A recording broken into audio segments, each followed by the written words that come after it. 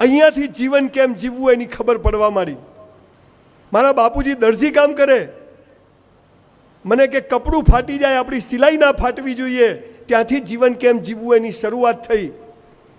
અને એક ગરીબ ઘરમાં જન્મીને એક દિવસ ઘરે ઝઘડો કર્યો. મેં તું મને સાયકલ લાવી આપો, નહીં તો સ્કૂલ નહીં જવું. મને કે કેમ? મેં તું બધા સ્કૂટર લઈને આવે, લ્યુના લઈને આવે, ઘોડા ગાડીઓ મૂકવા આવે, આપણે ચાલતા. મારા બાપુજીએ કીધું હાલા કોઈ કરોડપતિને ત્યાં જન્મ્યો હોત તો. મેં તો સાલી વાત સાચી, અહીંયા શું કરવા આવ્યો?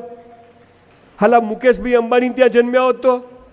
પણ મેં કીધું એ તો મારા હાથમાં નથી. મને કે બધું તારા હાથમાં છે. મેં કીધું કેવી રીતે? મને કે ખૂબ કસરત કર, ખૂબ ચોપડીઓ વાંચ, તન અને મન સરસ હોય ને તો ધનના ઢગલા થઈ જશે. તન અને મન. આજે સાહેબ 60 વર્ષની મારી 58-59 વર્ષની મારી ઉંમર છે. નો ડાયાબિટીસ, નો બ્લડ પ્રેશર, ઢેચણ બેચણ બધું રેડી છે, ગોળીઓ ખાધી નથી. 5000 ચોપડીઓ વાંચીને તમારી સામે ઊભો છું. અને ત્યારે